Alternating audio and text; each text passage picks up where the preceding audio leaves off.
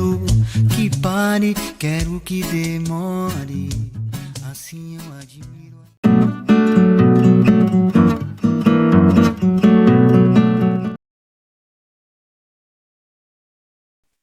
Oi, pessoal, aqui é Renata. Primeira vez que estou participando do programa Quarentenados aqui na Deus Semana Cast e queria bater um papo tranquilo, falar de algumas coisas que eu acho que é necessário e, e atuais também. Queria fazer fazer uma ponte entre o passado e o que a gente vem vivenciando agora e trazer assuntos que falam um pouco sobre isso, tá? A ideia hoje é falar da Lei 10.639, sobre obrigar as escolas a ensinar a história e a cultura afro-brasileira. Por que isso virou uma lei, a importância dela, e como ela vem sendo usada. Então, chamei minha amiga Ioná Santos, filósofa, economista,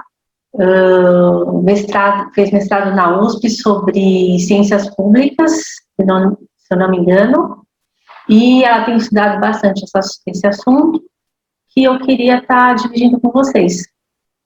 Então, Ioná, oi. Oi, Rê. É muito legal estar aqui com você, né, tendo a oportunidade de bater esse papo, né, acho que a gente precisa, né, conversar sobre educação, falar sobre relações raciais, conversar sobre o racismo, né, eu acho que uma das maneiras mais eficientes de lutar contra o racismo é falar sobre ele, né,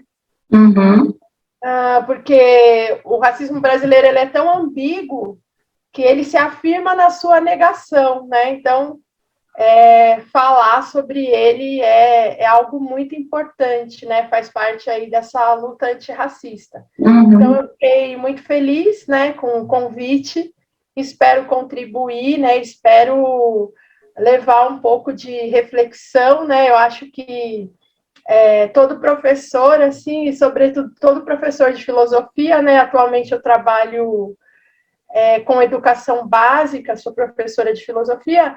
Eu brinco, assim, eu falo para os meus alunos que eu acredito que a filosofia ela funciona como uma espécie de algo que abre portais, assim, sabe, para as pessoas. Ela abre uma janela de reflexão, muitas vezes trazendo dúvidas, deixando questionamentos. Às vezes a gente não traz tantas respostas, mas só o fato de você fazer as pessoas pensarem, né, desnaturalizarem as suas posturas, os seus comportamentos, as suas ideologias, né, isso é de grande valia. Então, eu espero contribuir com vocês hoje. Muito. E acho que trazer a filosofia também para os dias de hoje, pensar, para falar sobre isso com adolescentes, não é muito. Tem que ter uma criatividade também, né? Assim, não é uma coisa muito simples.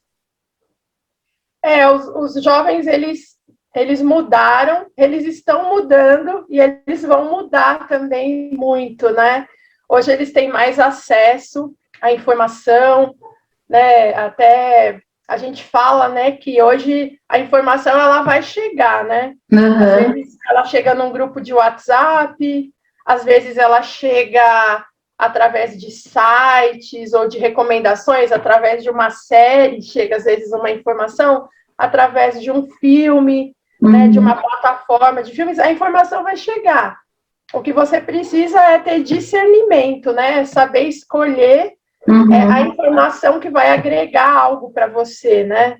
A informação que vai te libertar, que vai trazer para você uma maior consciência, que vai fazer com que você olhe para esse mundo e questione, né, as coisas. Então, os jovens hoje eles estão muito antenados, eles têm tido um maior interesse por filosofia. A filosofia ela se popularizou mais agora, né, nos últimos anos.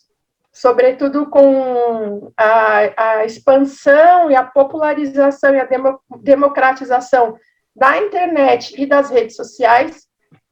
Hoje em dia nós temos youtubers, jovens que falam de filosofia, falam de sociologia. Eu falo para os meus alunos nas minhas aulas virtuais agora, em virtude da pandemia, sobre o Aldino Vilão, que é um jovem que fala de filosofia. Ele é um jovem periférico, e ele fala, né, como a filosofia trouxe um despertar para ele. Ele se apropriou da filosofia. Ele tem um canal no YouTube muito interessante. E também falo para ele do Tiago, né, que é o chavoso da USP, que é um jovem também periférico, que consegue ingressar na Universidade de São Paulo, está fazendo ciências sociais. Ele tem também um canal no YouTube muito interessante, de muita qualidade. Ele traz reflexões teóricas, sociológicas. Então, os jovens, eles estão acessando mais a filosofia e estão se interessando mais também. Procurando mais. Eu tenho visto vários perfis no Instagram também. Sei lá, na minha época de escola, filosofia, ninguém se interessava muito. Eu vejo que realmente que hoje tem crescido muito. E eu queria voltar um pouquinho no tempo, que é para falar da lei 10.639. Nós tivemos a abolição da escravatura em 1888. Aí as coisas não mudaram, assim, teve a abolição, mas eu, por exemplo, aprendi na escola, os negros estão livres, fazem o que quer, tem condições, está tudo tranquilo. E não é assim. A gente sabe das dificuldades que houve, que existe até hoje. Depois teve a década de 30, uma força, a eugenia veio com uma força muito grande, tanto que tinham, como é que fala? Publicações falando da importância de fomentar a ideia da raça pura, né?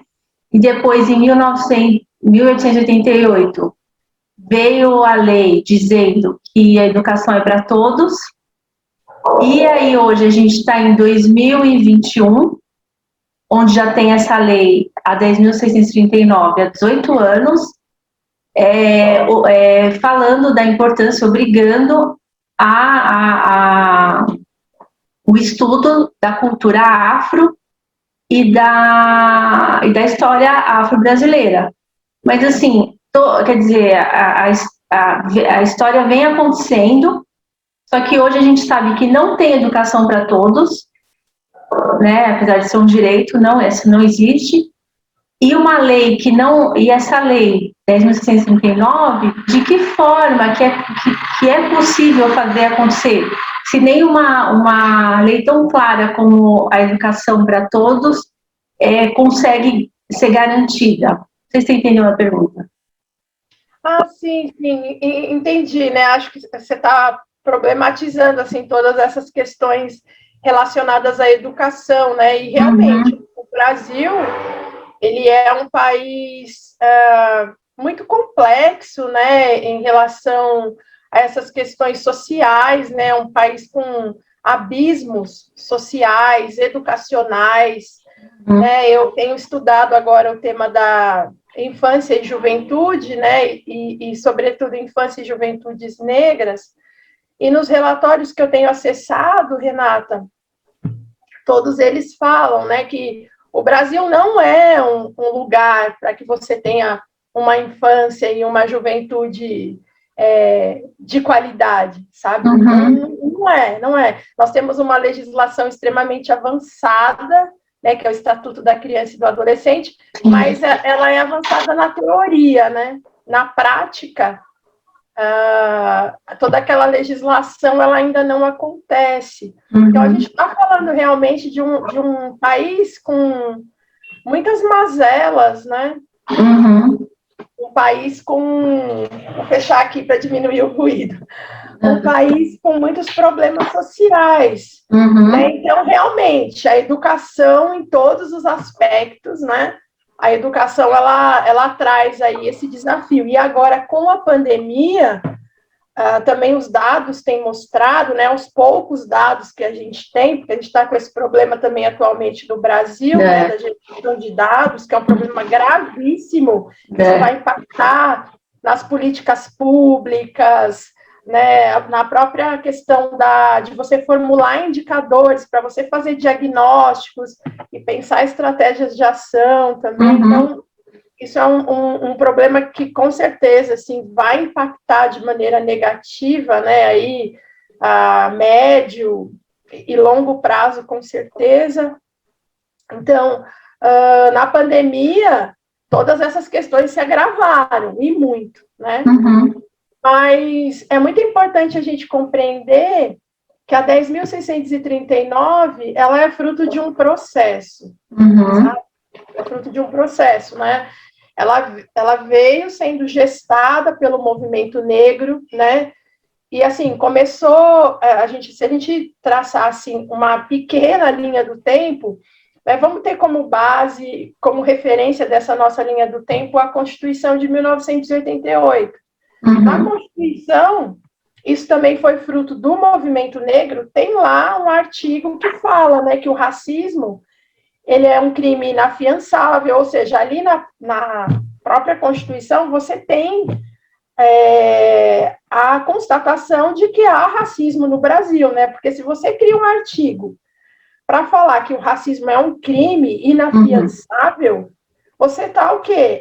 Você está admitindo que existe racismo no Brasil. Né?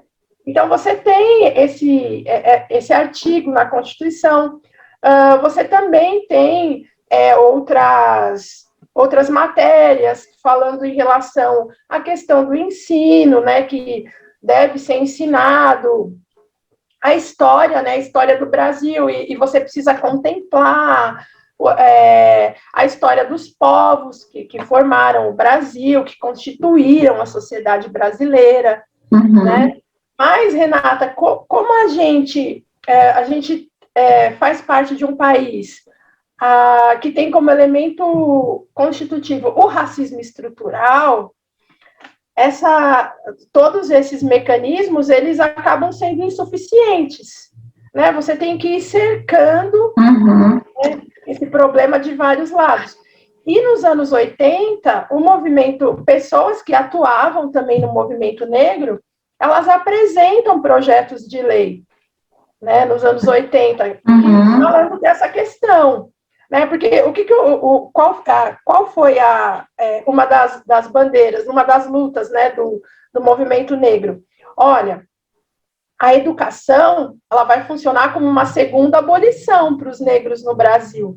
Né? Porque se você pegar a história do negro na educação escolar, você vai ver que o negro sempre esteve apartado, né, da educação escolar, tanto no período da escravidão, quanto no pós-abolição, você vai ver que o negro ele está sempre impedido, né? O acesso do negro à escola é um acesso muito difícil, né? É um acesso negado o tempo todo. Nunca inseriu, né? Isso realmente sempre foi negado, nunca teve uma inserção, uma inclusão, né? É uma coisa muito, assim, vai rolando, né? Assim, não tem um interesse mesmo, né?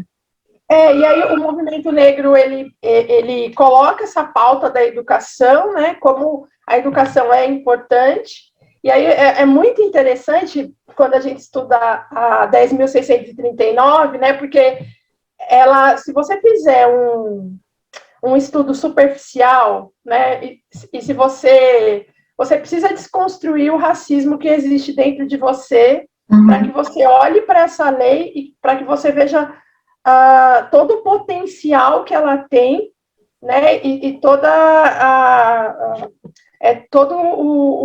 a capacidade de geração que ela tem, de movimentação que ela vai causar em relação a toda essa estrutura racista presente na sociedade brasileira.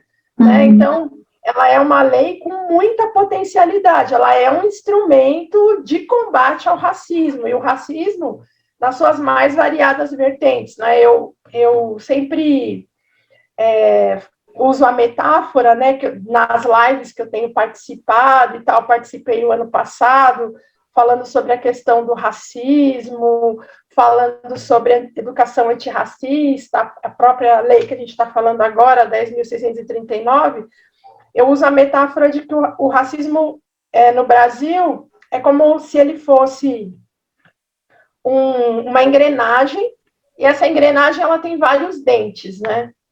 Então, a gente fala de racismos, né, no Brasil. Então, você tem o racismo estrutural, que é um conceito que foi largamente difundido pelo professor Silvio Almeida, né, em 2018, quando ele lança pela coleção Feminismos Plurais, o livro O que é o Racismo Estrutural. Então, você tem o racismo estrutural, você tem o racismo institucional, porque se ele é estrutural, se ele estrutura toda uma sociedade, né, do ponto de vista econômico, ideológico, educacional, social, né, ideológico. Então, se ele estrutura toda a sociedade, ele, consequentemente, ele vai ser um racismo institucional, porque a sociedade é formada de instituições. Sim. Então, as instituições vão internalizar o racismo, vão propagar o racismo. Então, ele é uma engrenagem com vários dentes. Então, tem o dente do racismo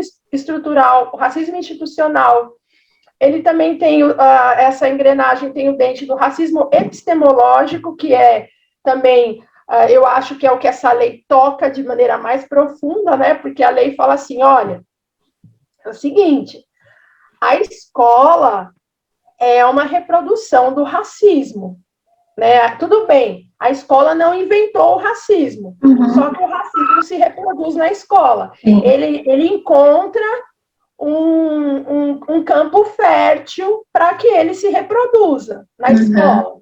Né? E é interessante, Renata, como nos últimos anos, né, sobretudo no último ano, sobretudo depois daquele acontecimento horrível, né, e que a gente viu a denúncia, né, da morte do George Floyd nos Estados Unidos, as pessoas começaram a vir para as redes sociais e falar das vivências delas com o racismo, as pessoas negras. E você pode, Renata, prestar atenção, você pode perceber que todas as pessoas negras, sejam elas negras de pele clara, negras retintas, todas as pessoas negras têm uma história muito dolorida, muito traumática, para falar sobre racismo que elas vivenciaram na escola.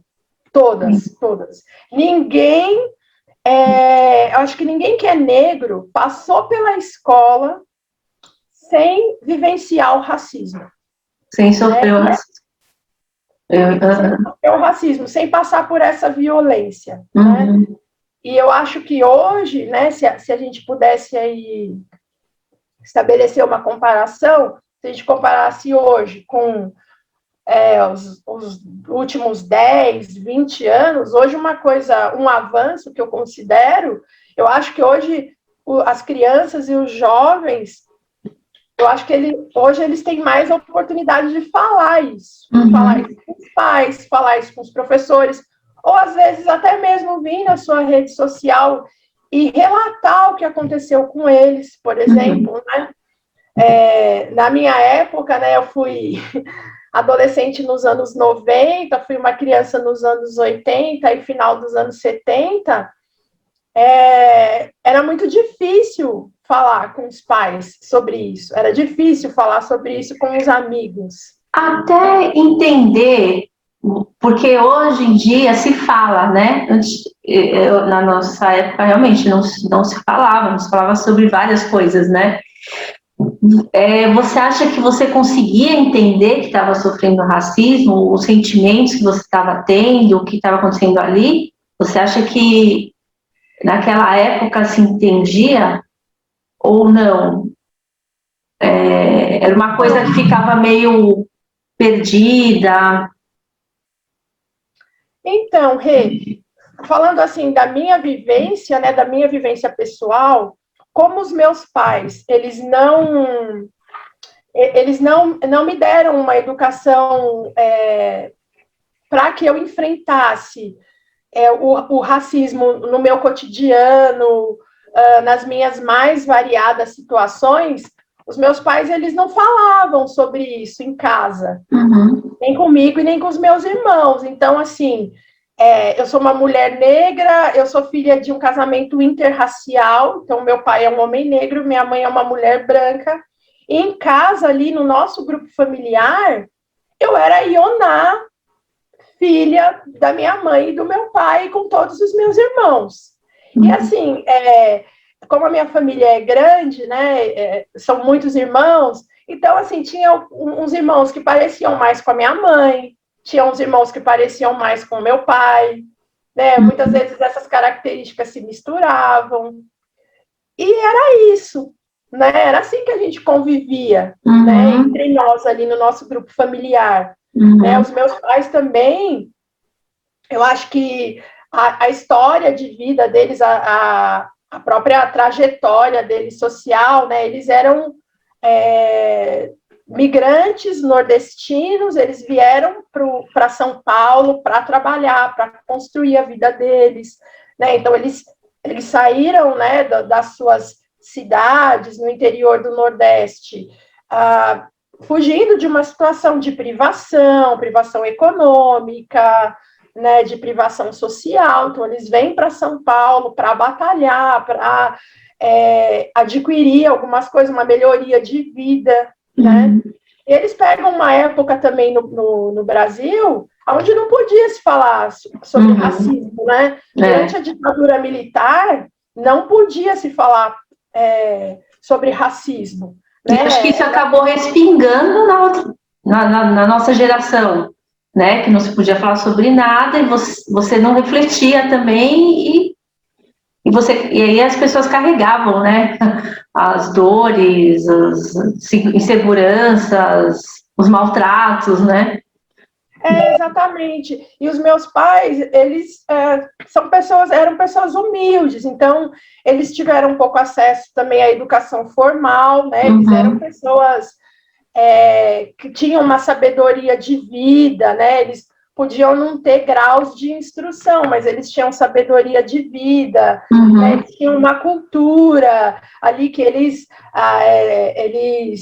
iam adquirindo, né? Uma cultura relacionada à vivência deles, eles passavam isso para a gente, né? Então, eles também não tiveram muitos instrumentos, até porque eles estavam preocupados em garantir a sobrevivência dos filhos ali daquela família, né, de 6 irmãos, eles tinham que colocar comida na mesa e tal, então tinha toda essa questão, né? Eles também não tinham muitos recursos, né, para trazerem essa discussão, para falar com crianças, né? Então, eu lembro que a gente não falava sobre esse assunto. E a minha primeira experiência, né, que eu digo que o que eu lembro, né, das minhas memórias, e você como psicóloga ou uma profissional da área da psicologia, psicanalista, né, eu acho que você vai entender isso que eu vou te falar com bastante propriedade. Foi só no meu processo de terapia, né, de análise, que eu vim entender, né? Você perguntou para mim, você entendia que era racismo? Não, eu não entendia que era racismo. Eu só vim entender isso na idade adulta. Aí, na idade adulta, através da psicanálise, através do processo terapêutico, eu fui voltar na minha infância, eu tive que voltar para aquela Ioná criança e rever todas aquelas situações que eu naturalizei, eu internalizei aquela violência, né, e eu não sabia nomear, então isso me fez um mal psíquico muito grande, porque quando você não sabe nomear as coisas, é muito difícil de você lutar contra elas ou até pensar numa estratégia de ação, né? Quando você não nomeia, você não fala nada, né, para onde vai esse sentimento, né, que foi produto de uma violência? Isso vai para onde, né? Uhum. Você faz o que com isso? Então, eu só vim acessar isso, essas minhas memórias de infância, agora na idade adulta, e eu só pude fazer isso através de um processo de terapia, de psicanálise, que também é algo muito dolorido, né? Não é uma coisa agradável, porque você vai ter que remexer em lembranças, em memórias, né? A escola... Perceber o quanto te afetou também, né? E a escola é um lugar de muito afeto, né? Eu sou professora e eu tenho essa consciência, né? A escola é um lugar de afeto, a escola é um lugar onde você constrói relações, a escola é um lugar onde você tem exemplos, figuras, né? Eu acho que a sociedade é engraçado, quer dizer, é trágico, na verdade, Renata. A sociedade brasileira, ela tem uma visão muito cruel com o professor, né? Porque nós, professores, ou nós somos heróis, e aí a gente tem aquele papel messiânico, né? Que nós somos pessoas assim com poderes extraordinários, ou nós estamos no outro extremo, né? A gente também não tem importância nenhuma, e aí, sabe, é só uma professora, né? Que importância isso vai fazer? Então, a gente fica nesses dois extremos, e isso é muito ruim. Conforme convém, né? Você é um outro conforme convém, né?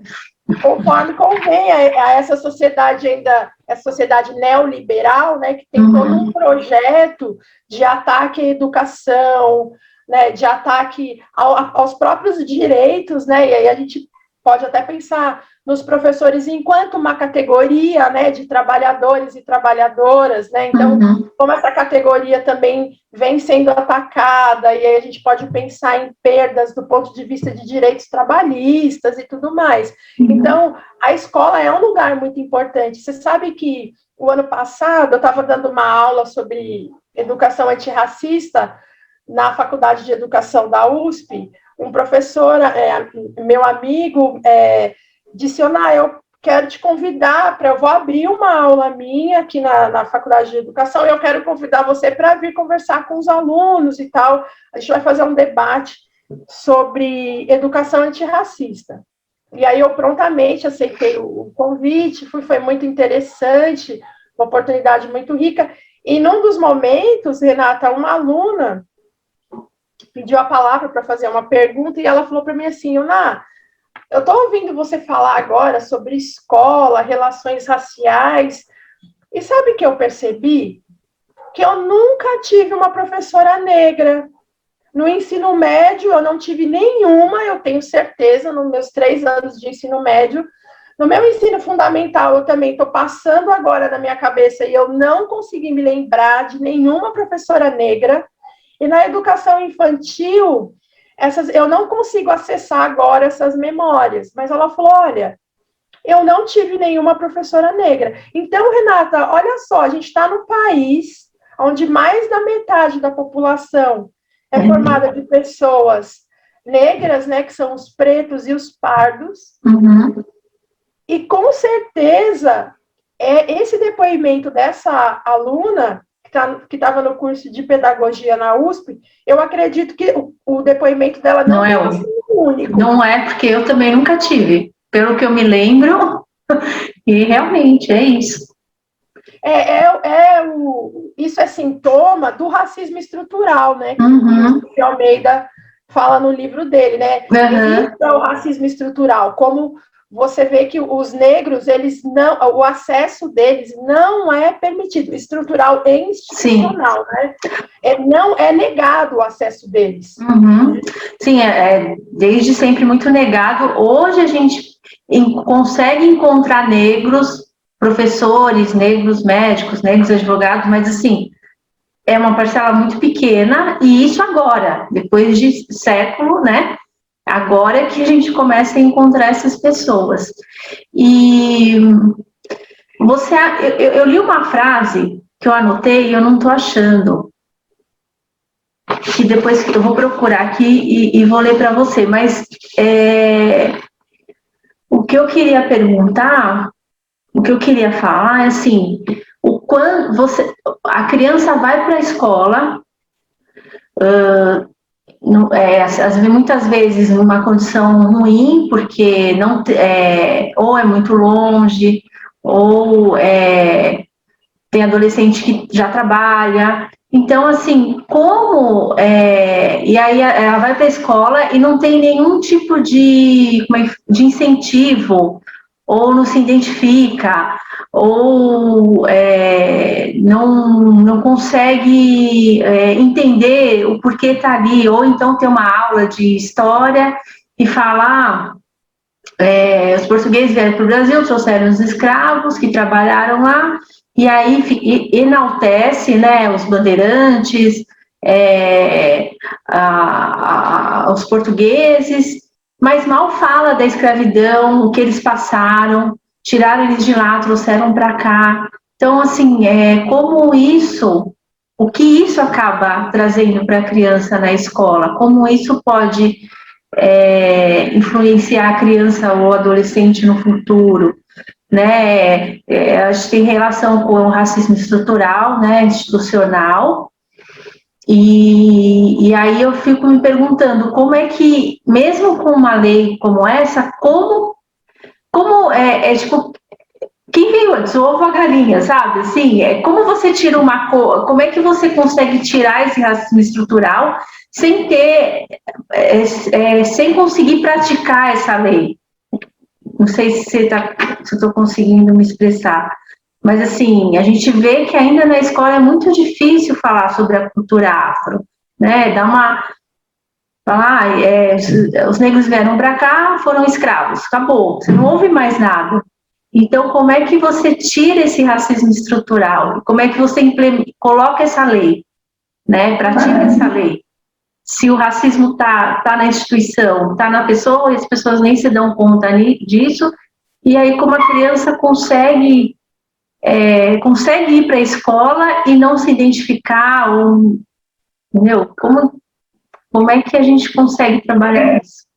Você sabe, Renata, que há mais ou menos umas 2 semanas, eu participei de um evento, né, que falava sobre racismo no sistema judiciário e tal, e uma das pessoas que estavam falando, né, que estavam apresentando uma comunicação, ela citou um argumento interessante, que é um argumento que as pessoas da educação que estudam, né, relações raciais, elas sempre levantam, né? Esse pesquisador, ele falou o seguinte argumento, ele falou, olha, é muito importante que quando a gente vai falar sobre o genocídio da juventude negra, né, a gente fale da evasão escolar, né, a gente precisa relacionar genocídio da juventude negra com violência policial, a gente precisa relacionar genocídio da juventude negra com evasão escolar, e a gente precisa relacionar a evasão escolar não só com aspectos econômicos e financeiros, né? Porque qual que é a explicação clássica, Renata? Olha, a evasão escolar entre jovens negros é maior, a taxa de evasão escolar, 3, 4 vezes maior, se você comparar com um jovem branco, ela é maior, por quê? Porque esse jovem negro, ele precisa trabalhar, ele tem uma vulnerabilidade econômica, financeira muito maior, mais elevada, então, por conta disso, ele sai da escola. Né? Esse é o argumento mais difundido. E esse pesquisador, ele falou o seguinte, pera lá, a gente precisa começar a relacionar a evasão escolar com o currículo escolar. Pode ser também, é claro que a questão econômica ela é importante, porque você tem mais pobres negros no Brasil, tem muitos pobres no Brasil, mas quando você faz uma clivagem racial, você vê que existem mais pobres negros no Brasil. Então ele falou, olha, isso é verdade, só que você também precisa atentar para o fato de que a evasão escolar está relacionada com o currículo, porque esse jovem negro ele vai para a escola E quando ele chega lá na escola, é isso que você falou, Renata. Ele vai aprender história, e quando ele vai aprender, por exemplo, vamos pegar a África, né, ele aprende uma série de estereótipos relacionados à África, e o professor dele, que está lá na frente, uma pessoa que ele admira, né, alguém que ele olha e fala, nossa, meu professor. Ele sabe o que está falando. Muitas vezes faz. Ele reproduz estereótipos, então, ele tem um olhar para a África, ele fala da África, ele tem um olhar extremamente estereotipado, com a África do passado e com a África do presente. É verdade. Eu tenho um amigo, Renata, que ele é professor de história, professor Ronan, e ele estava me contando outro dia que ele estava aplicando a lei 10.639, né, nas suas aulas, e ele falou para mim que ele fez o seguinte, ele estava trabalhando com ensino fundamental. O que ele fez? Ele pegou fotos de capitais, de grandes capitais cosmopolitas do mundo inteiro. Pegou 10 fotos.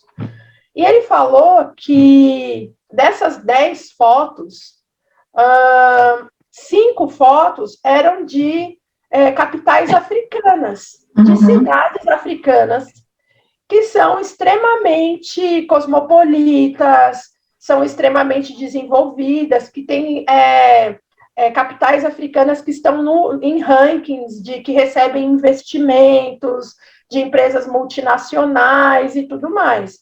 E aí ele levou só as fotos para os alunos, e aí ele fez uma sondagem inicial. Ele perguntou assim, gente, olha essa foto aqui. Que cidade vocês acham que é? Aí os alunos, eu acho que é Sydney. Eu acho que é Bruxelas. Eu acho que é Amsterdã. E não era. Não era. Era a capital de uma cidade africana.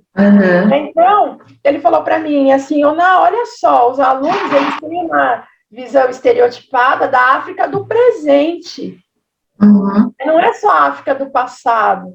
Né? E aí, em relação ao passado, como você falou, né, parece que os negros, a história deles começa com o processo de escravização. Antes disso, não tinha nada. Não tinha nada. Então, olha assim, eu achei a frase, eu ouvi assim, na escola você não é descendente de reis e rainhas, e sim descendente de escravos. Porque se nega a história da África, né? Tudo que foi construído antes, os reis, tudo que tinha lá, né? Então, se você conhece de quando os portugueses pegaram eles e trouxeram para cá, né? Então, sequestraram, né? Porque foi um sequestro. Sequestraram. Mas, assim, acaba também você não só não conhece a sua história, né, a história da África, como também você não consegue identificar nada de bom, ou que você é capaz, ou que na África você também pode construir, fazer, né? Você saiu da África é escravo, né? Não sei se, mas assim, eu achei uma frase muito forte. Sim, o Achille Mbembe, né, esse pensador camaronês, né, que tem sido muito discutido, muito falado, suas ideias têm sido muito debatidas com a tese da necropolítica, né? O Achille Mbembe fala que o racismo epistemológico, ele na verdade é uma espécie de exílio, ele funciona como um exílio que esses povos, né, por exemplo, os africanos, eles foram exilados da produção de conhecimento. Então, eles não produziram conhecimento. Né? Então, eles não têm uma história de produção de conhecimento, de invenção, uma história de potencialidade, né? Mas isso, Renata, é muito importante que a gente entenda que tudo isso faz parte dessa ideologia de dominação que é o racismo. Uhum. Isso tudo faz parte de uma ideologia de dominação. Uhum. E eu acredito que a Lei 10.639, ela é muito importante porque ela bate de frente com esse racismo epistemológico, né? Uhum. O Boaventura de Souza Santos usa o termo epistemicídio, né? Que é quando você faz o quê? Você pega os povos que sofreram a colonização e você simplesmente aparta eles, você simplesmente tira eles de qualquer produção de conhecimento, né? O Boaventura de Souza Santos, ele usa essa expressão, né? O epistemicídio. Uhum. Então, isso faz parte, né, do racismo. Essa é uma das estruturas do racismo, né? Porque como que você tira a força das pessoas, né? Quando você tira a identidade delas. Tem até um provérbio africano, né, que fala que se você não sabe o seu passado, né, você não sabe para onde você vai, você não sabe o seu futuro, né? E a escola, ela é esse lugar para as crianças, para os jovens, de você pensar no futuro, né? A gente chega para os nossos alunos e pergunta assim: e aí, quais são os seus projetos para o futuro, né? Principalmente quando eles já estão no finalzinho do ensino médio. E como eu estou nas duas redes, né? Eu atuo tanto no ensino privado quanto no ensino público. Eu comecei a perceber isso, né? Que os meus alunos do ensino privado, eu sempre tenho pouquíssimos alunos negros no ensino privado, são pouquíssimos. Tem muitas salas que não tem nenhum aluno negro, né? E quando tem, são bem poucos mesmo, que também essa é a minha história, né?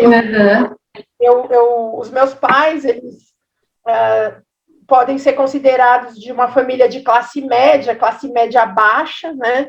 Mas eles conseguiram proporcionar para mim e para os meus irmãos também a inserção dentro do ensino privado, né? Numa época no Brasil onde o ensino público, né, como hoje também esse quadro se repete, com algumas exceções, mas esse quadro, de maneira geral, se repete, o ensino público está muito deteriorado, vem sendo sucateado a ação. Na verdade, esse sucateamento ele é todo pensado, né, ele faz parte de ações, né, para sucatear e tirar a valorização do professor do ensino público, enfim, é todo um problema estrutural, conjuntural, de política mesmo, né?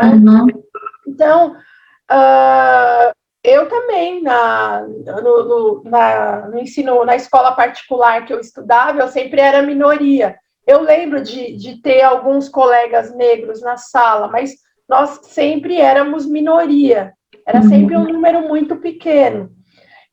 E uma coisa também que eu acho que eu preciso falar é que, como a gente estava falando no começo da conversa, apesar dos meus pais nunca falarem sobre racismo em casa, comigo e com os meus irmãos, e eu ter sido racializada na escola, né? Tipo, na escola que eu me dei conta de que eu era uma pessoa negra, né? Porque alguém chegou para mim e viu características minhas, né? Olhou para mim, identificou características, o tamanho do meu nariz, o tamanho da minha boca, o meu cabelo, a cor da minha pele, me classificou dentro de um grupo e atribuiu alguma coisa, atribuiu aspectos negativos para mim. E isso veio cercado de um ato de violência. Veio repleto de estereótipos, né, de características muito negativas, né? Então, isso aconteceu comigo na escola, né? E eu não sabia o que era aquilo. Quando eu sofri, isso acontece com muitas pessoas, eu não tinha a menor ideia. Eu só sabia que aquilo era muito ruim, né? E que me fez, por muito tempo, querer negar quem eu era, né? Eu falava, nossa, mas por que eu sou assim?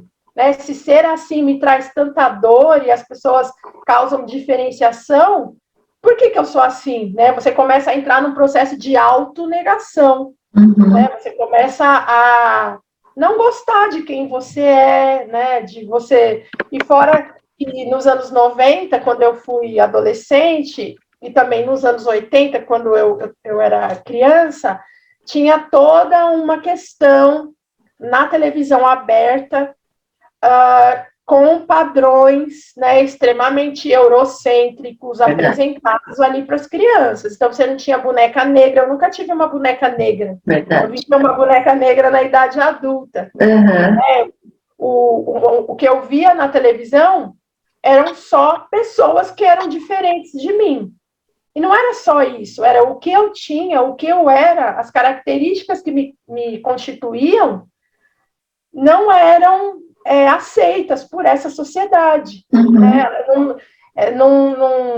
Elas não me faziam me sentir inserida da mesma forma, né? E aí a gente tem a própria questão das mulheres negras, né?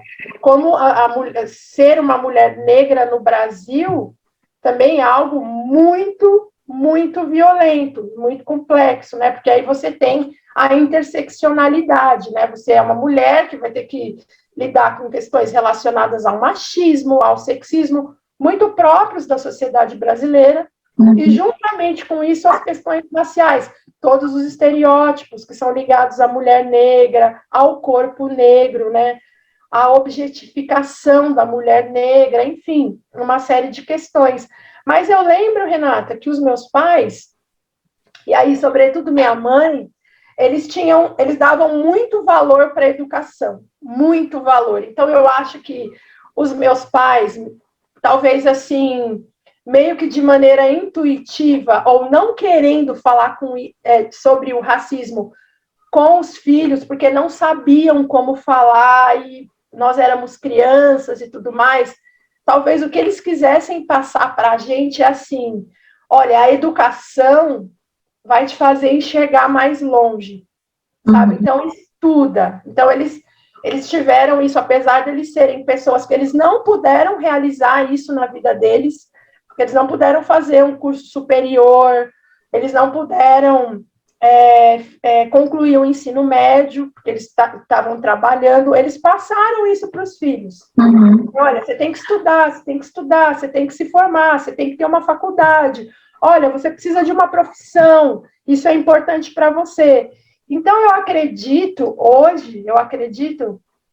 que talvez o que os meus pais estavam querendo passar para essa família, né, interracial, para esses filhos, talvez o que eles estavam querendo falar para a gente era assim, olha, a herança que eu vou deixar para vocês enfrenta o racismo através da educação.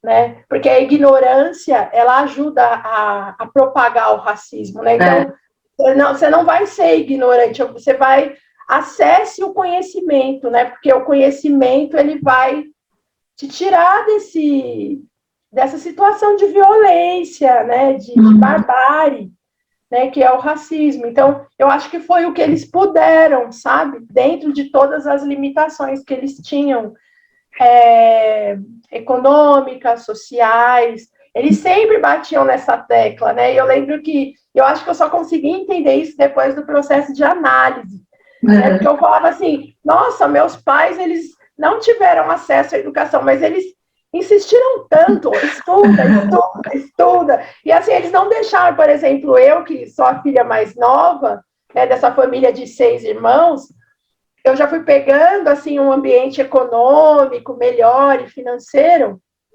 Eu não trabalhei quando eu fazia o ensino médio. Meus pais não deixaram. Não, trabalhar não, você vai só estudar, eles falavam para mim. Não. Aí eu lembro que eu estava no ensino médio, eu tinha algumas amigas que estudavam na escola particular que eu estudava, e elas trabalhavam, por exemplo, no shopping. Eu não sei se você lembra. Todo mundo trabalhava no shopping. Minha mãe falou, de jeito nenhum, o quê? Você trabalhar em shopping de vendedora, mas nunca. Você vai estudar. Eu, mãe, mas vai ser legal. Eu acho que eu vou ter minha independência financeira. Que nada, eu ralo aqui, eu e seu pai, a gente dá duro. Você vai estudar. E aí eu lembro que eu fiz cursinho pré-vestibular no Etapa, eles ali ralando também, sabe? Ia lá, renegociava o valor da mensalidade no final do mês. Então, eu acho isso foi o que eles conseguiram, né, elaborar ali naquele momento. Não, me corrija se achar que eu estou falando besteira, mas assim, eles, você não tinha uma referência negra na escola, né? E você tinha como referência os seus pais. Você não tinha uma referência negra na televisão, em lugar nenhum, nem em revista tinha, né? Não. Então, sabe que eu recordei também no meu processo de análise? E eu tive 2 professoras negras no ensino médio. Mas, Renata, essa recordação ela veio depois de muitos e muitos anos. E eu acho que também isso é um sintoma do racismo brasileiro, né? Como as pessoas negras, elas são invisibilizadas, elas são apagadas o tempo todo. É como se elas estão ali, mas elas não existem. Elas não existem, elas não aparecem. Eu não lembrava dessa coisa. Fica meio apagada, né? Assim, parece que você não é o protagonista ali, né? Isso é uma estratégia, né? É uma estratégia do racismo, né? Você invisibilizar. E é muito cruel, né? Porque eu com certeza, existem pessoas negras que são pessoas muito criativas, polivalentes. Eu mesmo já conheci, já trabalhei com pessoas assim, pessoas negras muito criativas, e elas mandavam bem, sabe, tanto na parte de formulação de ideias, quanto na parte de concretizar ideias, de colocar a mão na massa e tudo mais, mas eram pessoas que elas eram invisibilizadas, né? O olhar que as pessoas tinham sobre elas nas empresas, nas instituições, era um olhar assim, sabe? O que você faz é muito pouco. Mas não tem lugar para você aqui, né? Isso é muito produto do racismo. E você sabe que eu lembro que isso é uma memória que eu já consigo ter de uma situação que eu passei, de uma vivência, de uma violência que envolvia o racismo. Eu lembro que eu trabalhava como economista e eu fui participar de um evento, né? Eu fui apresentar uma pesquisa. E antes de fazer essa apresentação, eu tive que passar o meu currículo, né? E eu já era formada em filosofia, né? A minha primeira graduação foi em economia, na PUC, e depois, quando eu estava no último ano da faculdade de economia, eu resolvi entrar na filosofia, porque economia e filosofia são áreas muito, muito, muito ligadas, né? A gente, num primeiro momento, as pessoas podem falar, nossa, economia não tem nada a ver com filosofia. Mas eu já diria isso. Porque muitos economistas também eram filósofos. Né? Então, a filosofia está muito relacionada com a economia, tanto nos seus métodos, na metodologia, na parte da epistemologia, das teorias do conhecimento, enfim. E eu tive aula de filosofia no curso de economia. A maioria dos alunos não gostava. Imagina. Porque não conseguiam fazer essa relação. Uma pena, né? Uma pena. E aí eu fui fazer filosofia lá na USP e tal, terminei o curso, enfim. E aí eu fui participar desse evento e tinha que mandar um currículo antes, né? Para você se apresentar. E eu mandei. Coloquei tudo lá no meu currículo, essas minhas 2 graduações, né? E tal. Tudo bem, chegou o dia do evento.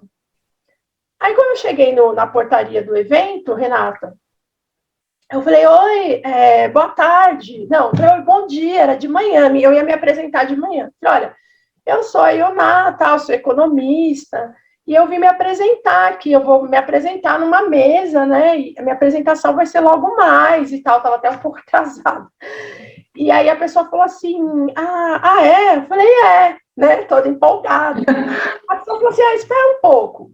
Aí eu falei, tá bom. E aí esse espera um pouco foi demorando e tal. E aí, teve uma hora que eu falei, olha, você pode chamar o organizador do evento? Porque, assim, eu cheguei aqui com antecedência, eu preciso arrumar minha apresentação, e até agora nada, né? E aí, depois de eu pedir muito, assim, a pessoa chamou o organizador do evento. Aí o organizador falou, olha, oi, eu sou a Iona Santos, né, e eu sou economista e tal. Aí ele falou, você que é Iona? Eu falei, sim, sou eu, inclusive eu passei as minhas informações, tá tudo agendado e tal. Ele falou, não, Iona, tá tudo certo.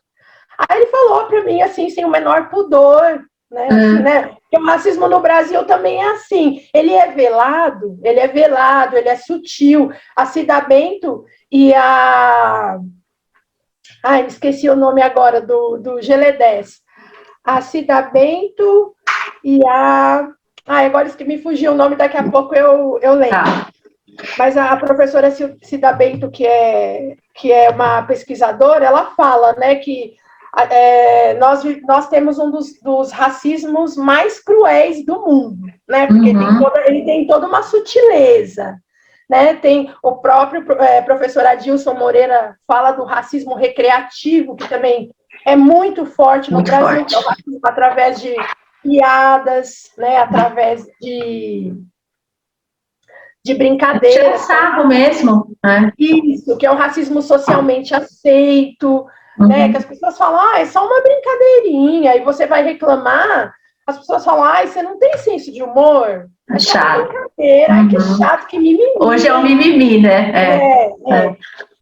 Mas, enfim, aí, Renata, essa pessoa chegou assim na minha cara mesmo, falou, então, Iona, sabe o que é? É que com esse currículo aqui maravilhoso que você tem, eu esperava encontrar uma mulher branca, sabe? Loira, de olhos claros, eu não esperava encontrar você. Então, você me desculpa, eu nunca imaginava que eu ia receber uma pessoa como você. Nossa! É isso. E você, até assim... Então, esse também é um problema das pessoas que sofrem o racismo, né? É uma violência muito forte, muitas vezes você não tem nem como, você é pego de surpresa, né? Você fica em ação, porque é uma violência que ela vem tão, tão forte. E a pessoa tranquilamente achou que não falou nada demais. Ele escancarou ali para mim.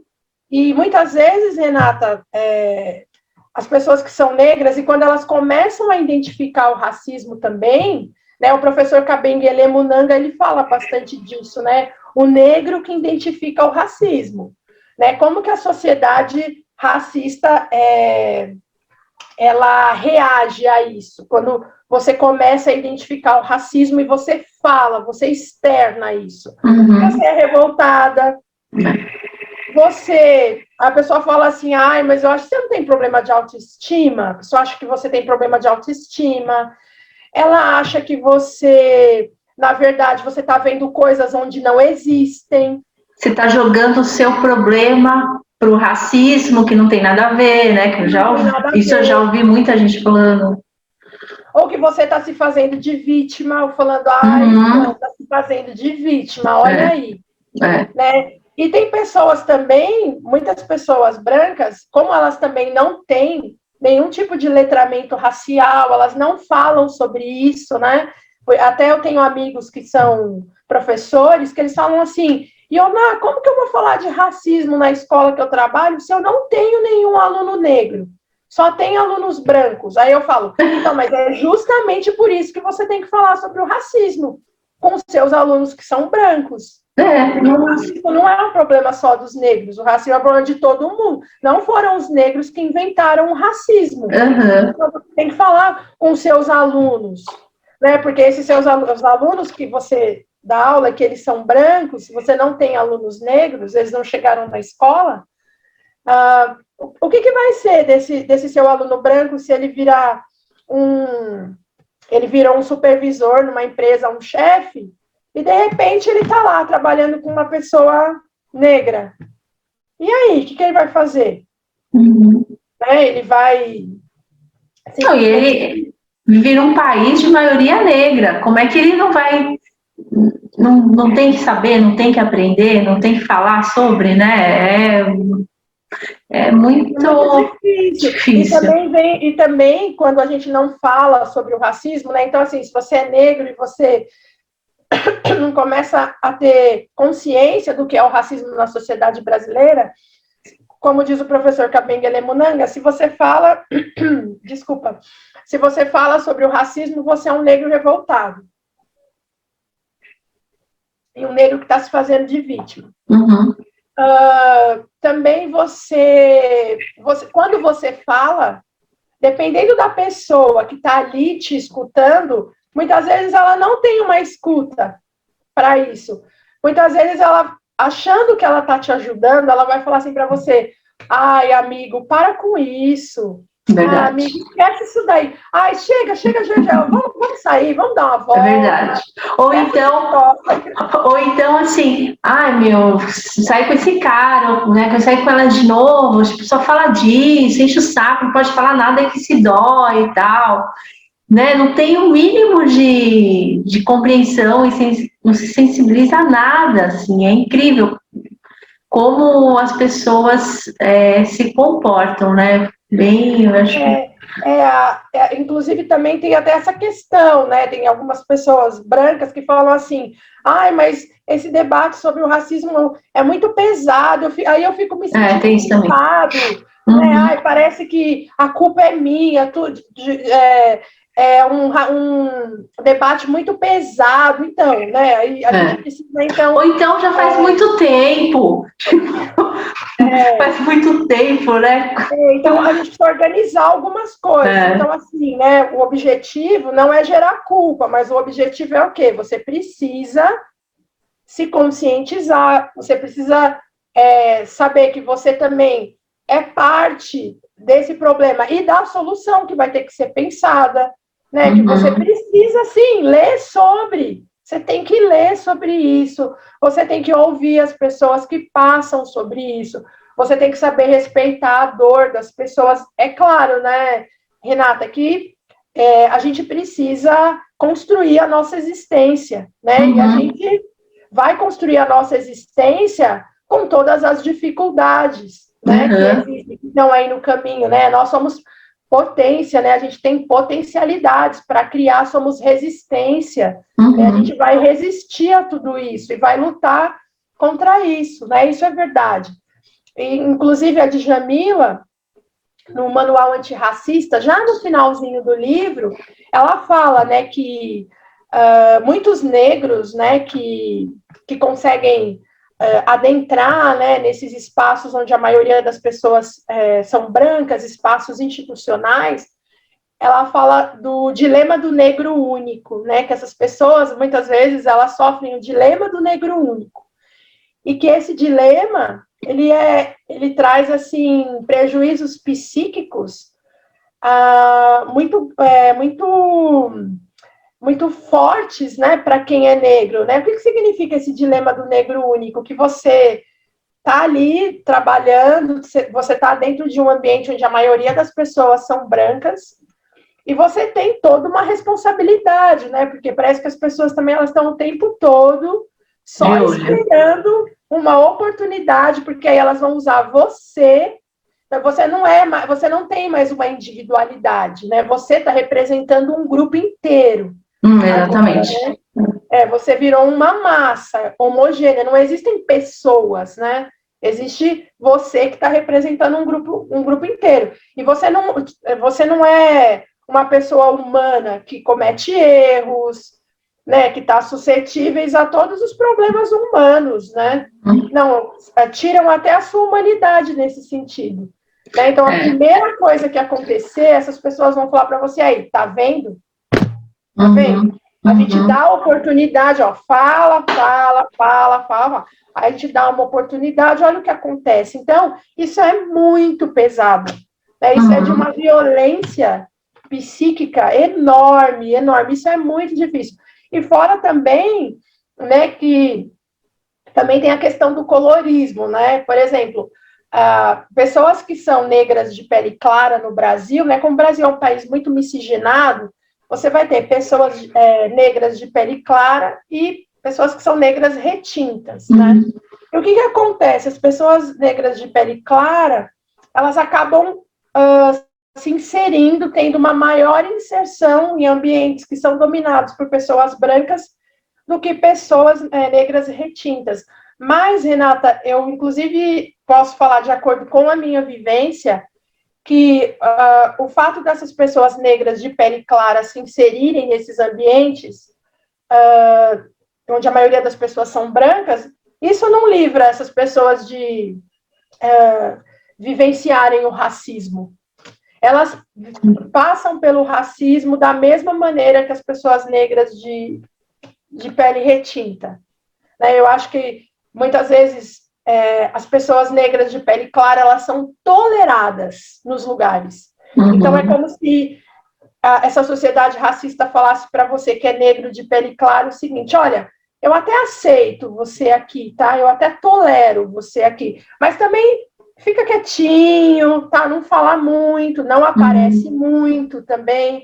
E, ó, eu tolero você aqui servindo um cafezinho, limpando o chão, tá bom? Sendo subordinado de alguém, mas também você fica aí no seu lugar, tá? Uhum. Também não vai aparecer muito. Esse assunto tem sido muito falado, né? Sobre o tom de pele e se é mais aceito ou menos aceito, se tem mais chances e menos chances, né? E eu vejo que eu já vi em redes sociais discussões sobre isso, né? Porque você é pardo, então as suas chances de aumentar já são maiores, você não sofre o que eu sofro. E eu fico pensando nisso, né? Até onde? Porque o racismo está na sociedade, mas a experiência é muito individual, né? Para você falar que sofre mais ou sofre menos. Eu, como branca, eu não sei o que dizer, eu não tenho nem opinião sobre isso, mas que você levantou isso, eu fiquei pensando que é muito difícil, às vezes, para a pessoa parda receber esse tipo de informação de um negro retinto, um negro, falando, você sofre menos que eu, você tem mais chances que eu. Não deve ser muito, deve ser bem difícil, né? Porque aí a pessoa, onde que eu me coloco? O que eu sou também? Não sei se muitas pessoas têm esse questionamento. Tem pessoas pardas que dizem que são que não são negras, né? Não sei, aí eu acho que também amplia muito a discussão, é muita coisa. Eu acho que tudo isso é sintoma, né, dessa sociedade racista, né, que nós estamos inseridos, mas eu posso te dizer que a gente sofre o racismo, né? Uhum. A gente acaba sofrendo o racismo, sendo afetado, né, por essa violência. Uhum. Eu acho que a gente tem esse problema também relacionado ao padrão, né, de classificação racial, que eu acho que isso ainda é uma discussão que a sociedade brasileira vai ter que fomentar, vai ter que enfrentar, né, vai ter que promover. Uhum. Tem aquele censo, um famoso censo do IBGE nos anos 70, onde as pessoas se autodeclaravam, e essa autodeclaração ela era aberta. E aí, Renata, apareceram mais de 100 denominações que as pessoas que não eram brancas criaram só para não falar que elas eram pretas, né, que elas eram negras. Né? Na verdade, negro é uma categoria aglutinadora, né, que aglutina pretos e pardos. Mas esse censo, ele é assim... um senso que coloca muito essa questão, né, da negação de quem você é, né? Mas eu acredito que nessa sociedade, né, racista, as pessoas que são negras de pele clara, elas sofrem o racismo também. Tem um outro mito também, que é a questão, que também já foi muito vinculado na sociedade brasileira, né, e quando eu fiz a minha graduação em economia, eu terminei em 2000, a minha monografia, né, no curso de economia, lá na PUC, a gente tem que apresentar uma monografia no final do curso. Eu estudei discriminação racial no mercado de trabalho. E eu lembro que era muito comum, assim, nos anos 90, o discurso de que o preconceito no Brasil não é racial, ele é social e econômico. Eu lembro de ouvir professores, assim, falando isso, eu lembro que isso era muito difundido no Brasil. Olha, o preconceito não é racial, sabe por quê? As pessoas falavam, né? Quem defendia essa tese? As pessoas falavam assim, o negro que ascende socialmente, né, os poucos negros que acabam ascendendo nessa sociedade capitalista, neoliberal, né, eles ascendem financeiramente, economicamente, eles não sofrem mais racismo, porque não importa, né, o que importa é o dinheiro, quem vê dinheiro não vê cor, né, era uma expressão, e hoje também a gente, relatos nas redes sociais, em séries, em filmes, em documentários, esse discurso, ele está sendo muito desconstruído. É claro que ainda tem pessoas que acreditam nisso, mas ele está sendo muito desconstruído. Inclusive, a gente está até ressignificando isso e falando o seguinte, olha, pessoas negras que ascendem socialmente, elas têm mais chance de sofrer o racismo do que pessoas negras que estão numa condição econômica numa condição econômica e financeira inferior. Né? Por exemplo, né, se você é um juiz, você é negro, né, por conta desse racismo estrutural, você vai estar exposto, dependendo dos ambientes que você for percorrer, que você for se inserir, você vai estar muito mais exposto ao racismo, né, do que uma pessoa, ou você vai estar exposto também, assim, não estou negando, né, não é uma negação isso que eu estou fazendo, mas você também vai estar exposto, talvez, até de uma maneira mais violenta, né, ao racismo, do que uma pessoa que está numa condição econômica inferior, né, que é isso que a gente tem visto. Inclusive, não só no trabalho, mas uma pessoa que consegue crescer financeiramente, ela vai começar a ir em lugares, frequentar outros lugares que tem mais branco, restaurantes, sei lá, clubes, não sei, mas começa a frequentar esses lugares e certamente vai sofrer algum racismo. Ela vai ser um corpo estranho, né? Ela não... É como se a pessoa vai falar, nossa, mas o que essa pessoa está fazendo aqui? Não é lugar para ela. Você vê os olhares, né? Eu, sei lá, quando eu ando com o Marcos, né, o meu marido, eu percebo os olhares, né, aquele ponto de interrogação, né? O que você está fazendo aqui? É bem... Tem até um vídeo na internet daquela chefe que participava desse reality show de gastronomia e tal, que ela fala, né, que ela tem um restaurante aqui em São Paulo, acho que fechou agora na pandemia, e essa chefe fala que ela tem esse vídeo na internet antes da pandemia. Ela está lá contando um relato da vinda dela para o Brasil e tal, e ela fala no final do vídeo que tem uma coisa que ela acha assim lamentável, que ela tem garçons, funcionários negros no restaurante dela, e tem clientes que chegam lá no restaurante dela e falam assim, eu não quero ser atendido por um garçom negro. Ela fala isso no vídeo. Porque tem pessoas que falam que não. A gente sempre se surpreende, né? Coisas que eu acho que é impossível de acontecer. Em pleno século XXI, pessoas se recusam a serem atendidas num restaurante. Então, Renata, o professor Kabengele Munanga também fala isso. O racismo brasileiro ele é muito dinâmico. Ele se atualiza muito rápido, e ele tem também essa sobrevivência, né? Ele está muito também, ele tem esse caráter ambíguo, ele vai operando também com a questão de você não querer falar, né, da negação. Tem um professor na ECA, na USP, o Ricardo Alexino, que o ano passado, né, quando teve o assassinato do George Floyd, ele escreveu um texto, esse professor, onde ele falava do racismo enquanto um movimento midiático. Uhum.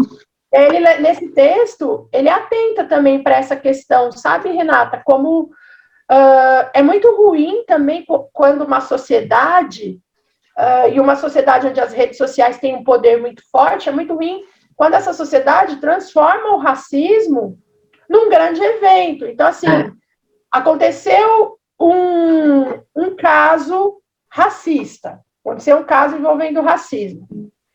Aí, assim, as pessoas assistem aquele vídeo, por exemplo, o vídeo do assassinato do George Floyd, foi uma coisa horrível, né? Até eu lembro que a primeira vez que eu vi o vídeo, né, eu e o meu marido, a gente chorou, assim, na televisão, a gente chorou, porque era uma coisa horrível, horrível, e de uma crueldade.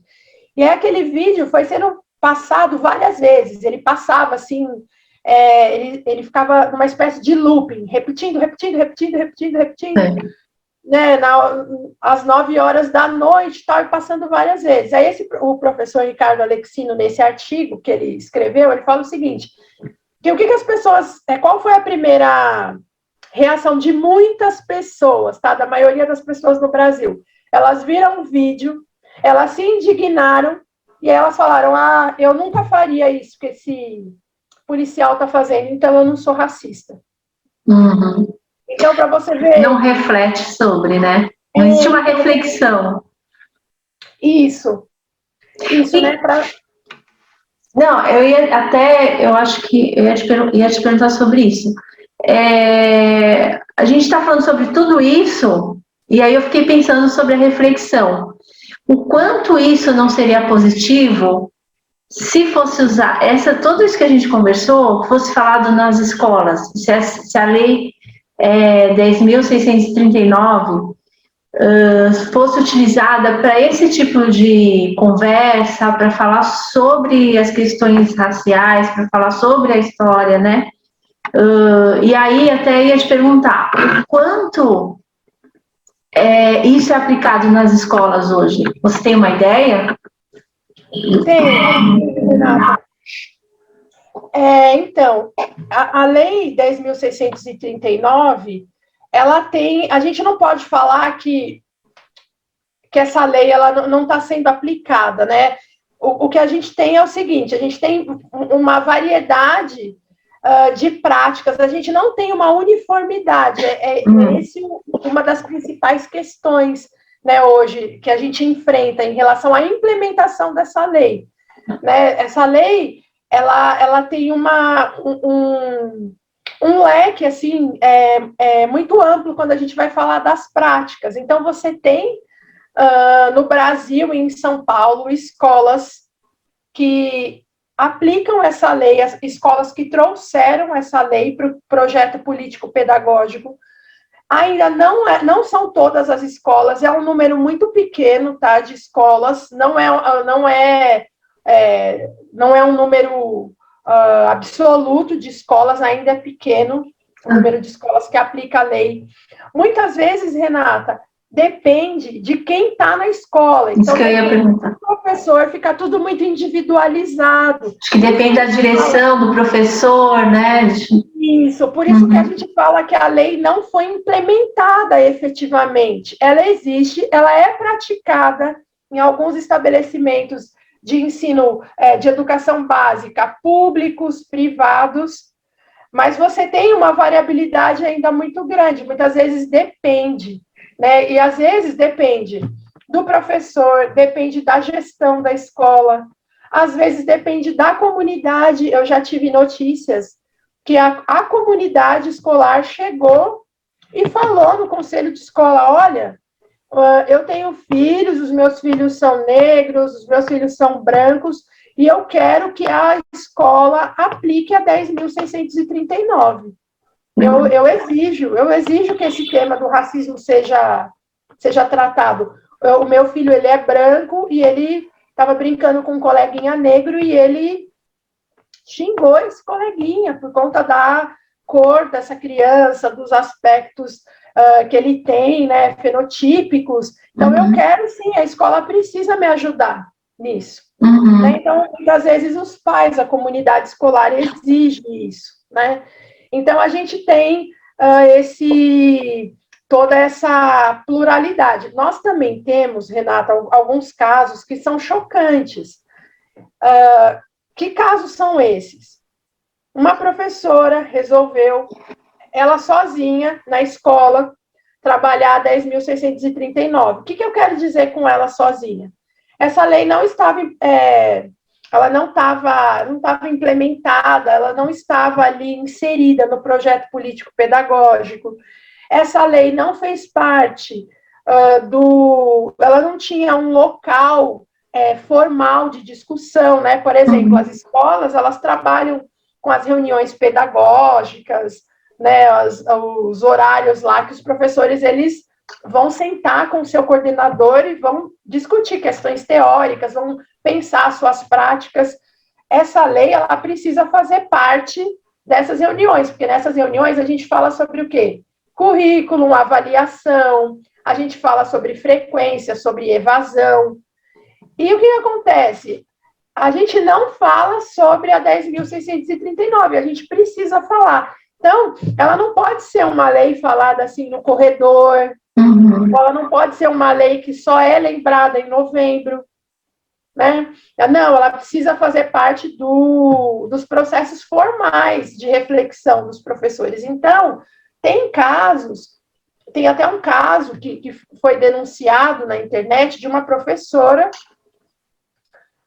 que ela resolveu trabalhar com a 10.639, e aí, dentro do planejamento dela, que era uma ação isolada na escola, ela passou um filme chamado Besouro, que eu acho que você deve... Sei. Ela passou para os alunos dela. E esse filme, ela discute várias questões, mas nesse filme, ela quis discutir a questão das religiões de matrizes afro-brasileiras. Nossa. E a gente também, né? E aí tem mais, voltando àquela minha metáfora dessa grande engrenagem que tem os seus dentes, a gente tem o dente do racismo religioso. Sim, forte. É o racismo relacionado às pessoas que seguem as religiões de matriz afro-brasileiras, né? Matrizes africanas. E aí, Renata, tem esse caso na internet. Essa professora, ela teve que responder a uma espécie de processo na diretoria de ensino, porque ela foi acusada por um dos pais dos alunos que ela estava fazendo apologia à religião de matriz africana para os alunos. E aí essa professora teve que responder um processo, ela se viu numa situação extremamente constrangedora, né, numa situação muito desagradável, né, foi alvo, né, do racismo religioso, do racismo estrutural, e foi muito complicado, né, e ela fala, tanto que depois ela transformou isso numa causa, sabe? Ela quer isso, né, que a gente estava falando, né, o racismo, ele vem como uma espécie de violência. E muitas pessoas, como que elas reagem a isso? Elas transformam isso olha, eu vivi isso e eu vou lutar contra isso, eu vou denunciar, né, para que outras pessoas não passem pela mesma situação que eu passei. Eu vou ser uma das pessoas responsáveis para derrubar esse edifício que é o racismo. E aí ela transformou isso numa causa, ela denunciou, mas foi uma situação extremamente constrangedora para ela, né, passar por toda essa exposição. Então, Renata, também tem isso, né, muito importante que os professores que vão trabalhar com a Lei 10.639, eles precisam ter o apoio da escola, né, ou seja, eles precisam ter o apoio dos coordenadores pedagógicos, precisa ter toda uma sensibilização com a comunidade escolar, com os pais desses alunos, né? Precisa ser um projeto pensado em etapas, precisa envolver outras áreas também, não pode ficar restrito só ao 20 de novembro. Eu estava assistindo uma entrevista do professor Silvio Almeida, e ele fala que quando escolas aqui de São Paulo, escolas consideradas de elite, ligam para ele e falam para ele assim, olha, a gente quer trazer você aqui para fazer uma palestra no 20 de novembro. Aí ele fala assim, ok, mas antes me fala uma coisa. Aí chove convite, né? Ele fala assim, vocês tratam a questão, vocês aplicam a 10.639 na escola de vocês? Né? Como é que a questão da história da África, a história do povo afro-brasileiro, ela perpassa, né, por todos os componentes curriculares? Ah, não, a gente só quer fazer um evento no 20 de novembro. Ele fala que ele não vai.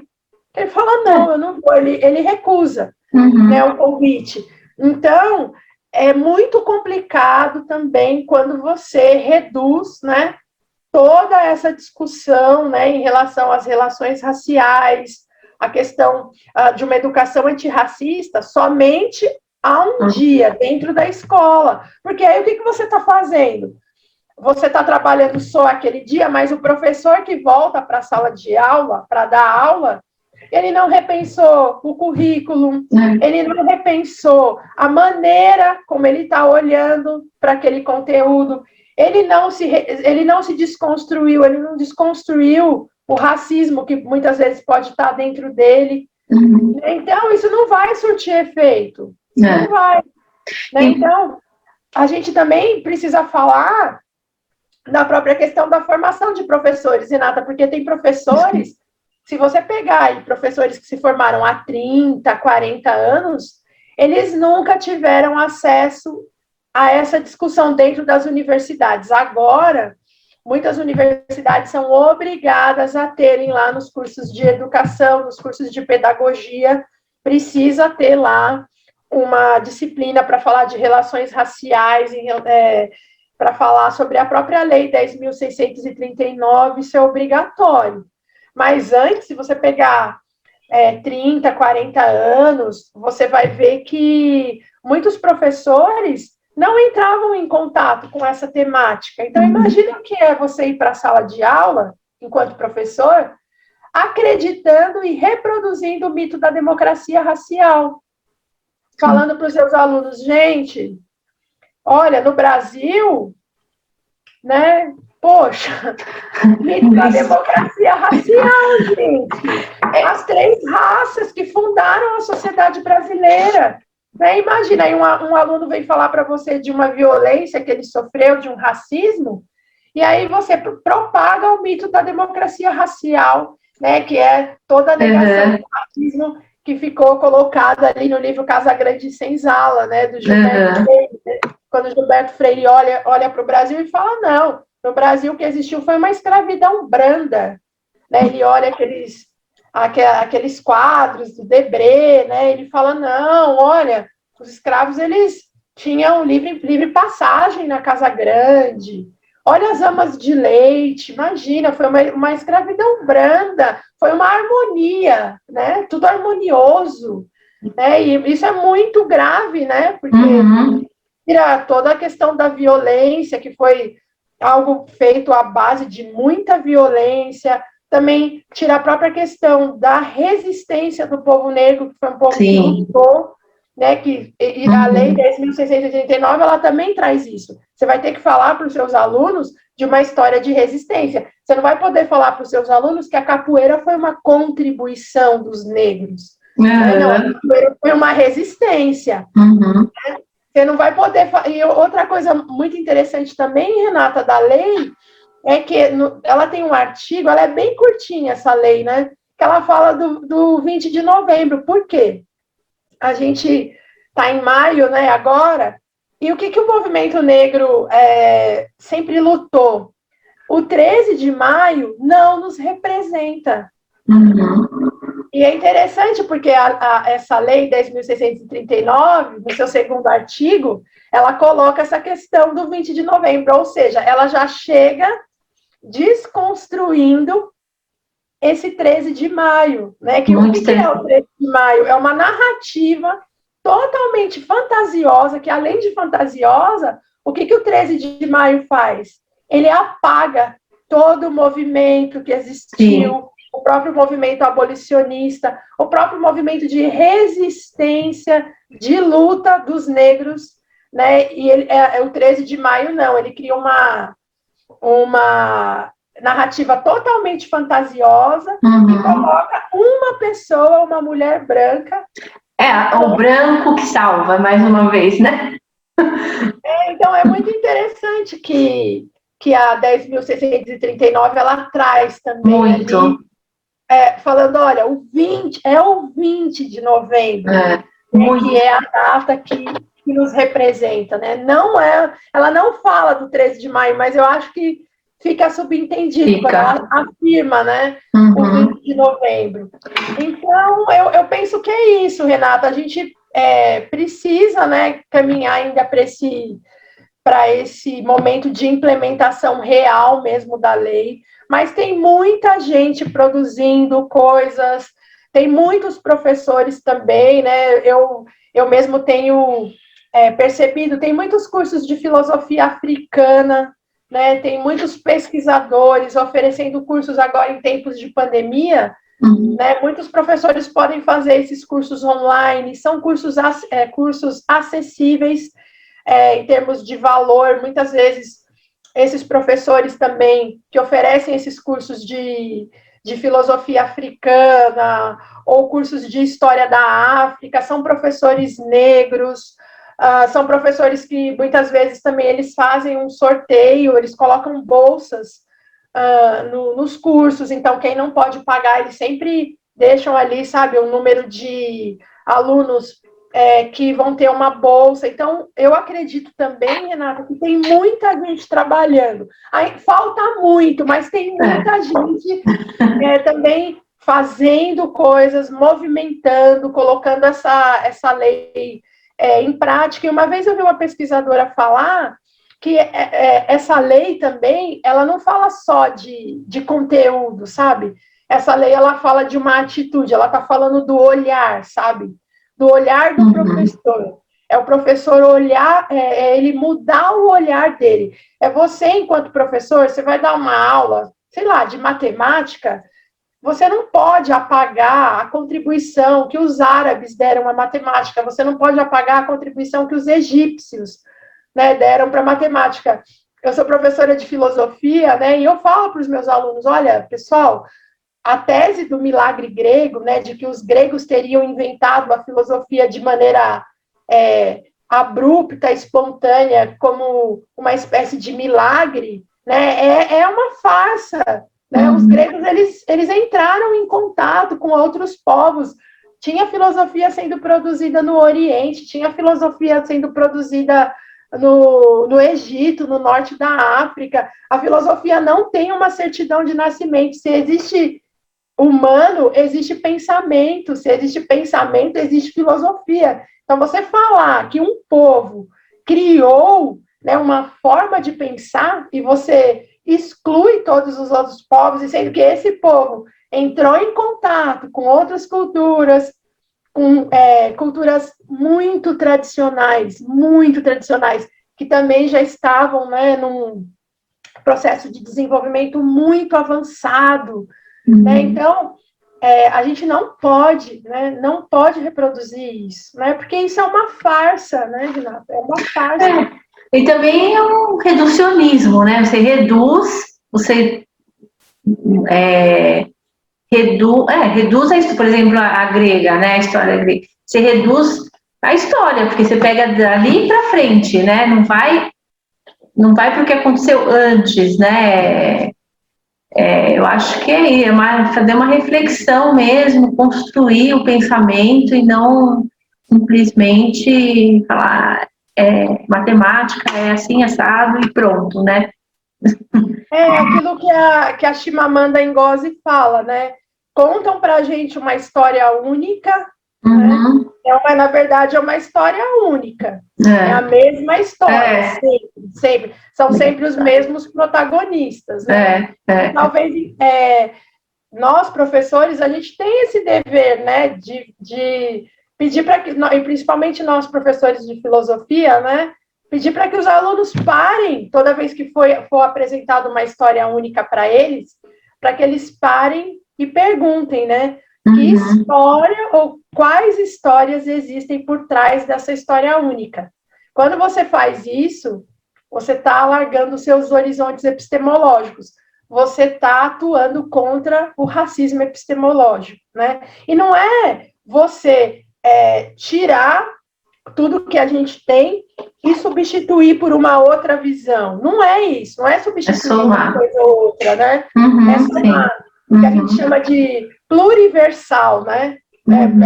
Nós, da filosofia, a gente está questionando atualmente esse tema universal, né? Porque é um universal que só fala de um povo, né? É um povo que se diz universal. Então, a gente está falando de uma concepção pluriversal.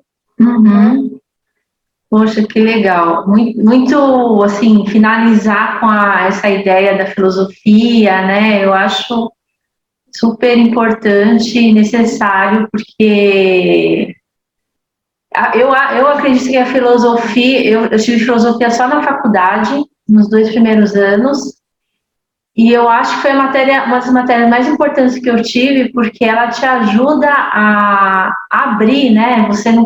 É isso que a gente está falando. Não ficar naquele pensamento, naquela história, naquela coisa fechada. Você expande, você consegue pensar mais sobre o que está em torno de você, sobre as coisas que estão acontecendo, como estão acontecendo, por que estão acontecendo.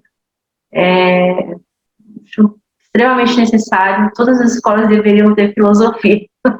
Eu acredito. É uma pena, né, Renata? Porque a gente está vivendo tempos assim tempos de ataques, né? Sobretudo nas ciências humanas. Muito. Né? É uma pena, é lamentável, mas eu acho que isso também não é à toa. Não é à toa que as ciências humanas elas têm sido tão atacadas, né? E que a gente muitas vezes se vê assim em situações muito desagradáveis, né? De não saber se esses componentes curriculares, né? De filosofia, sociologia, se eles vão estar ou não, né, nas grades curriculares das escolas, né, fica todo esse ambiente muito instável, né, mas a gente tem vivido mesmo um tempo de ataque, né, às ciências humanas. E eu só queria acrescentar, né, que depois a Lei 10.639, ela sofreu uma alteração, e aí ela foi nomeada de Lei 11.645. E essa alteração que a 10.639 sofreu é que foi adicionado, né, a questão dos povos indígenas. Né? Então, está lá na lei, né?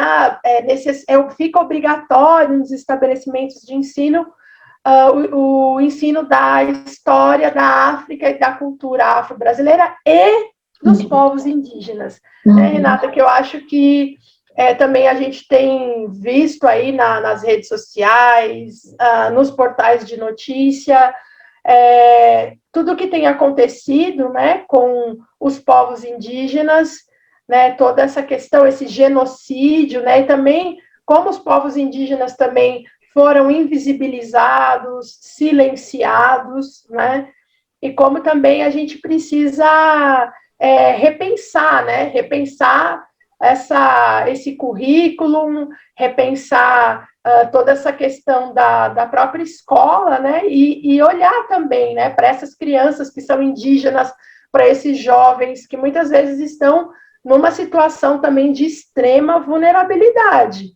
Não, é repensar e conhecer, né? Porque, assim, as pessoas falam indígena, parece que é outro mundo, assim, que você, que está muito distante, que, não sei, às vezes as pessoas veem um indígena e falam, nossa, o que faz, como fala, o que come, sabe? Uma coisa muito distante, né? Eu acho que é um trabalho aí árduo. É verdade. Mas eu acho que a educação também ela tem um grande potencial, né?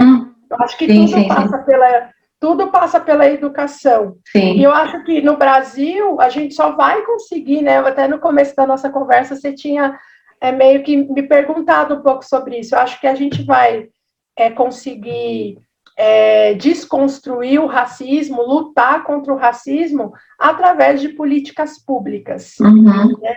As políticas públicas, elas são importantíssimas, né? Você faz um enfrentamento ao racismo estrutural, ao racismo institucional, através de políticas públicas. E a 10.639, ela é considerada por muitos especialistas como uma política pública, né? Porque ela traz, né, uma reparação.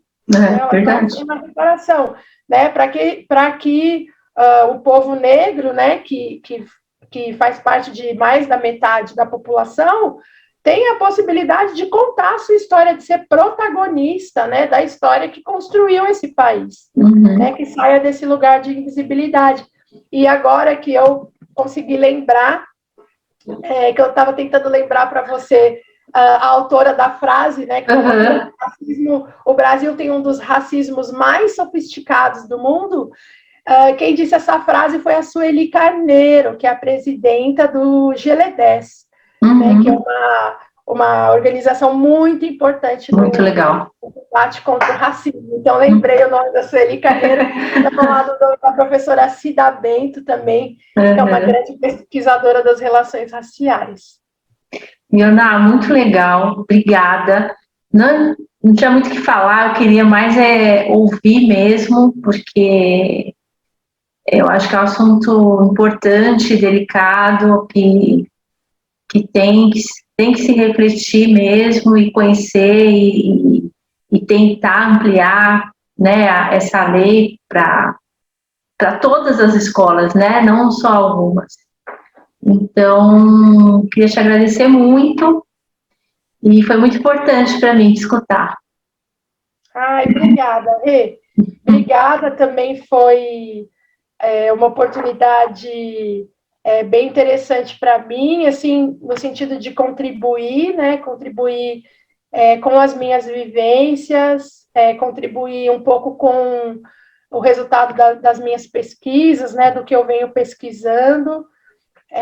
Também quero falar que eu gosto muito desse projeto, né, Quarentenados, né, e também gosto muito do projeto da Deus Samba, né, que é um projeto de afroempreendedorismo, que eu acho muito interessante também, que o afroempreendedorismo tem um papel muito importante na luta contra o racismo.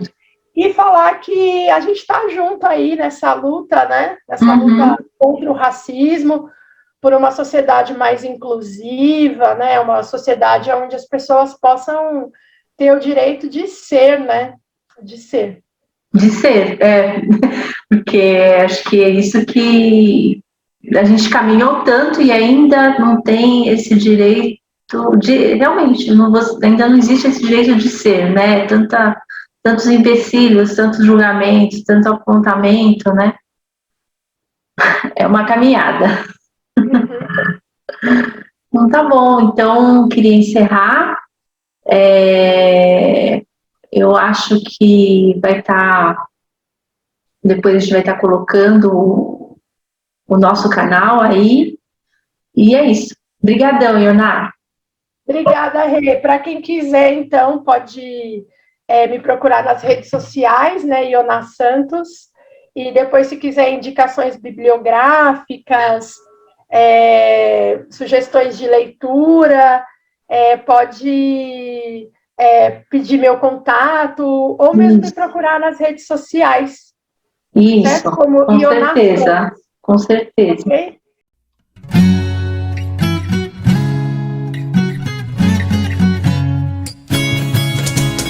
Lá fora ainda chove. Confesso que agora eu não quero que pare, quero que demore. Assim eu admiro.